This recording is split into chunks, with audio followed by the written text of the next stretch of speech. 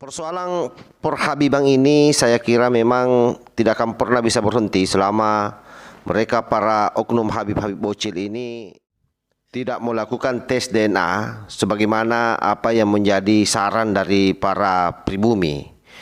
Bahkan ada satu Sayyid yang saya kira ini videonya layak untuk ditampilkan di channel Tol Langit Sembilang. Beliau adalah salah seorang Sayyid tegas mengatakan bahwa kalau Ba'lawi ini tidak melakukan tes DNA maka bisa-bisa tahun 2035 akan rungkap dari tanah air. Artinya akan meninggalkan Nusantara ini kembali ke kampungnya. Ini saya kira pernyataan yang sangat berani, lebih berani dari Kiai Imad. Assalamualaikum warahmatullahi wabarakatuh. Ini zaman detik-detik munculnya Imam Mahdi, ya banyak Habib-Habib yang palsu bakal rungkat, ya. Hati-hati, aneh keturunan dari Imam Zaid daripada Jarul Sayyid Ahmad Al-Qusyasi mengungkapkan satu kata-kata, apabila kaum Ba'alawi tidak berani untuk mengadakan diskusi ilmiah secara terbuka dengan mengundang semua ahli-ahli nasab, maka saya prediksi 2035 Ba'alawi bakal rungkat di Indonesia, pulang ke Yaman. Nauzubillah wa nauzubillah. Tetapi harapan saya adalah ayo kita buktikan secara ilmiah dengan ilmu nasab. Wassalamualaikum warahmatullahi wabarakatuh.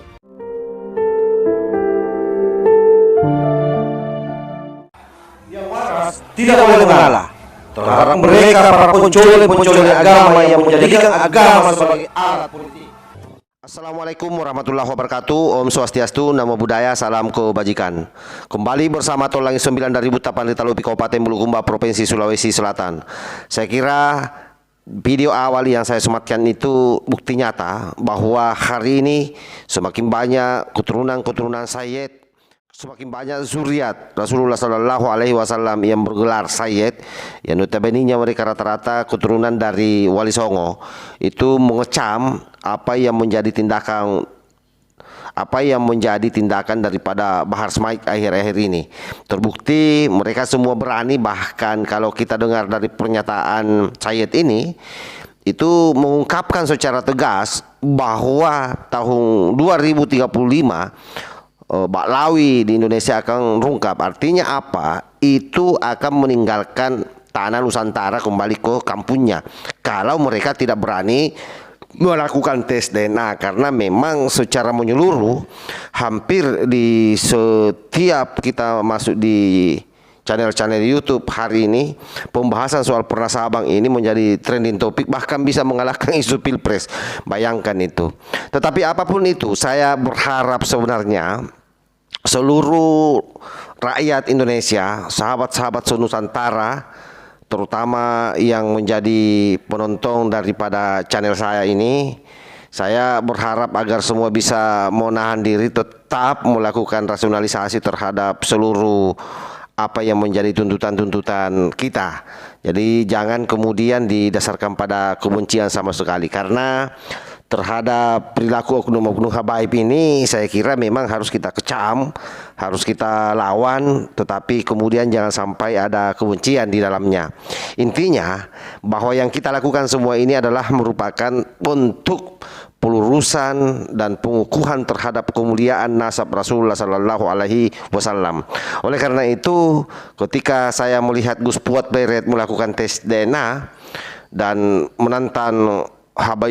menantang Bahar Smaik maupun Bung Rizik dan Bung Taufik, saya kira itu hal yang sangat luar biasa. Kenapa? Karena betul-betul memberikan keteladanan.